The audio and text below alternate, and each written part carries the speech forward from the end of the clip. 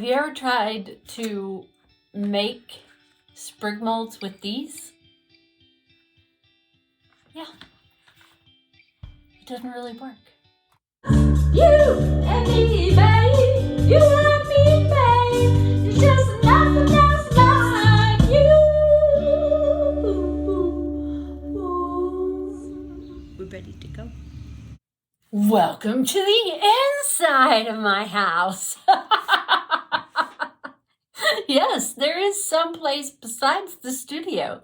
And I do actually have real clothes. Obviously, I was trying this back in November. If it's too wet, it sticks. If it's too dry, it cracks. Since then, my brain has been figuring things out. And what I decided to try was polymer clay. So the idea is I can bake this and then immediately have the master that I can go out into the studio with and push into the clay for my sprig mold. Then I can fire the sprig mold and it's ready to use. So I want to do some little tiny ladybugs and bees and some of these. So I would highly recommend looking up some beginner tutorials on how to do this. You don't actually have to have a pasta machine, but I had one hanging out in the garage, so I'm using it, and it makes a big difference. Okay, so call me impatient. But it's still got these crackly edges. It's not at all anywhere close to being able to work with. And if I ball it up like that, it comes out in one sheet now. But it's not happening for me. So I'm going to get it into some semblance of a sheet and see if I can't get it to do better by putting a little of this petroleum jelly on it. I don't know who said this would work, but they showed it on their YouTube video, because that's where we learn everything these days, right? And it did. So, because when I opened this originally, I was like, holy cow, that is impossible to work with. How do people do this?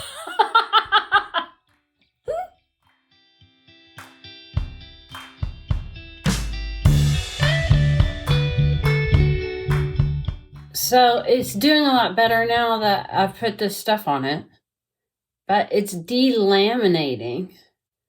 I would kind of liken it to slam wedging. So you've got layers that are dissolved, partially dissolved, and layers that are solid, and you just have to really work with it. But it's a lot stiffer than I expected it to be. Like by a lot. I mean, you see people working with it online and stuff, and it just looks like clay. It looks like our kind of clay, pottery clay. Not like pottery clay at all. At least this stuff isn't. Try again.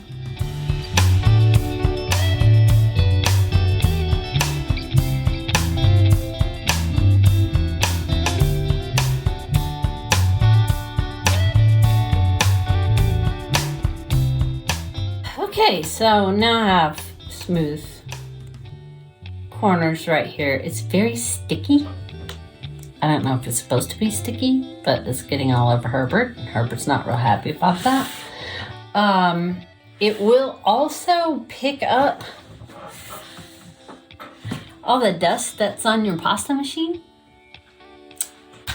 This is straight out of the bag. Ask me how I know. So I've had this pasta machine when I was ambitious and thought that I would make like real live actual pasta. I made it like once and then never used the machine again, and then we went gluten-free. So, but now I can mold this and it looks more like you see on TV. So, same thing applies to this as does regular clay. You can put cornstarch in here and it will act as a releasing agent. So I'm probably going to have to go outside and get my cornstarch. But I'm going to make sure there are no wrinkles.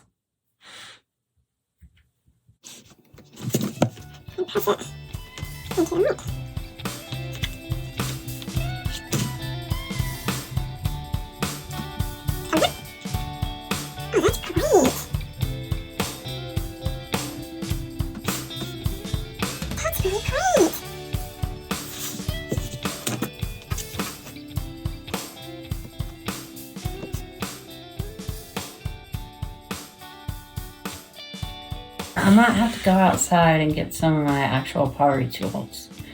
But I can make those lines as deep as I want them to be. Oh, this is exciting. Now it's acting the way I feel like it should. And it's releasing beautifully from these without any wrinkles. Score! I'm going to do the bee next, I think. The bee and the ladybug. Ooh, earrings. Ooh, I wonder how that would work.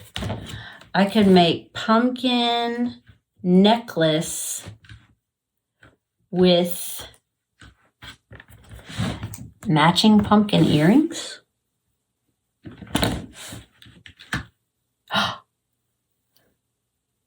Little baby pumpkin. This is going to be great.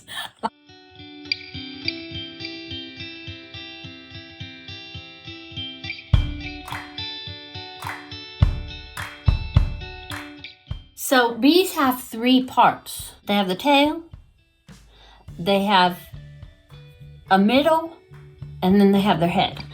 But it turns out that anatomically correct bees are just not cute. Apparently, we don't draw bees that way. We don't think of bees that way. However,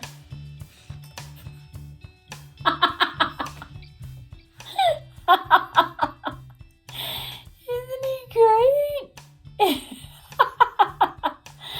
Oh, he's cute.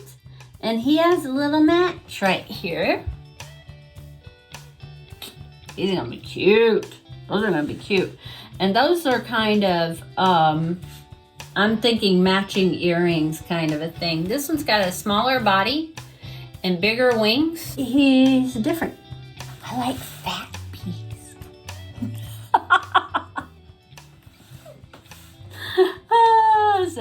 So we're gonna make us some more little fat bees. They've been eating all that honey. They go with a little belly on them. I like a little belly on my bees.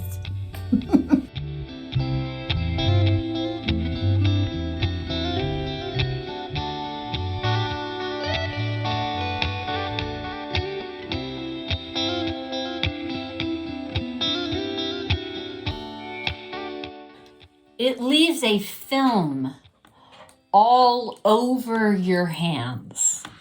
And if you thought mud was bad, I don't know how people work with this on a regular basis. It's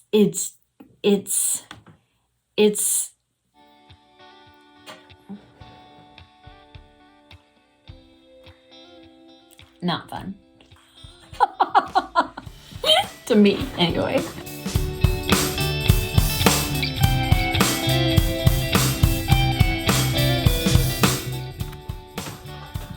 Okay, so this is another type of plastic mold that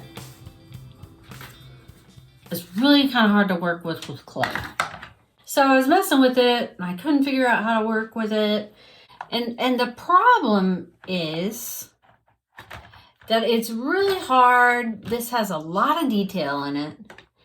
And it's really hard to get a smooth cover over all of that detail without any cracks in the plastic,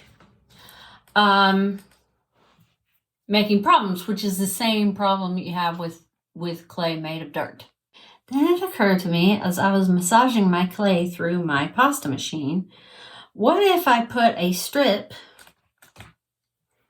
into the mold,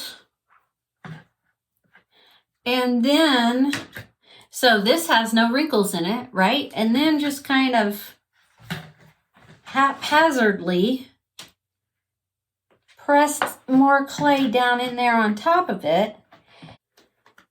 And then maybe you wouldn't have the wrinkles show through.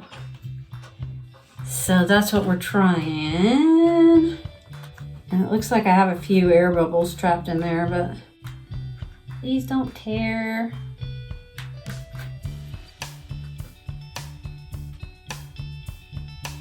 Not bad. With some attention, like smoothing it out and stuff, I think that would actually be okay. Isn't that cute? It does have, when I peeled it out, it got a little crack right there, but like, I think if I knew what the polymer clay equivalent of brush over it with some water was, then that would totally be good to go. Right now, I'm done. I'm ready to get these in the oven. So I think we're gonna see how these work and come back to this if it works well. I'm really hoping that it works well. Very excited about my little honeybees and my ladybugs. Now it's time to cook these. We bake them in the oven at 300 degrees for 10 to 30 minutes. Do not exceed 350 and avoid an open flame. Alrighty. Doesn't smell good.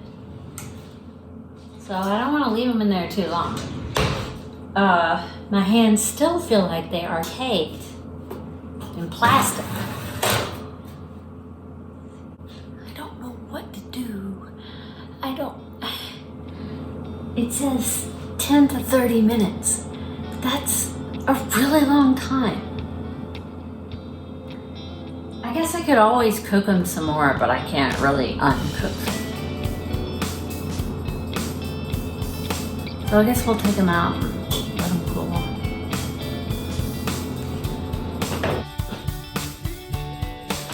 They're hard now, and they look pretty good. They look pretty good. They're plenty hard right now to press into clay, so I would say here on the side of not baked enough. This one was still soft when I pulled it out of the oven, and I actually cracked it. But now it's getting hard, and it's plenty hard enough, like I said, to go into the clay like I want it to. But oh my goodness, these are so cute. I think these might be too small. No, I'm pretty darn sure these are gonna be too small after all that work, because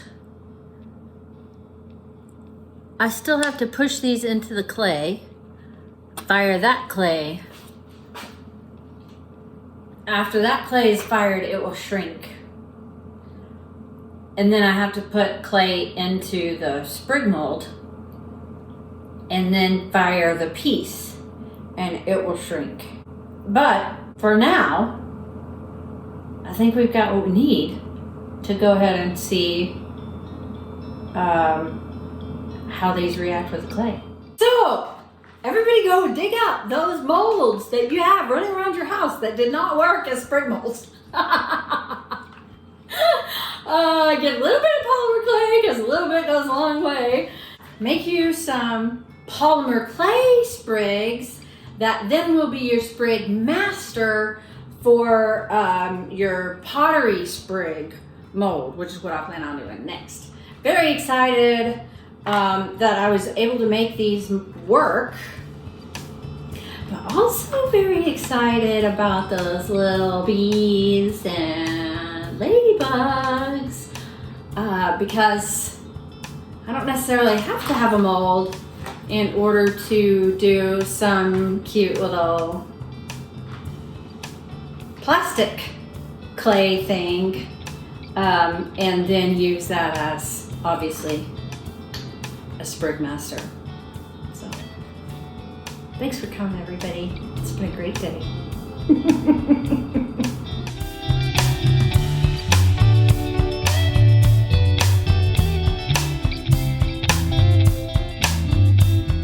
They have their tail, and then they have their main body that has the wings on it. I don't know if this is their main body or if their tail's their main body or what, but they have the tail. They have a middle. Oh, don't run away, little bees. But hard plastic or these flippity floppity things, you know,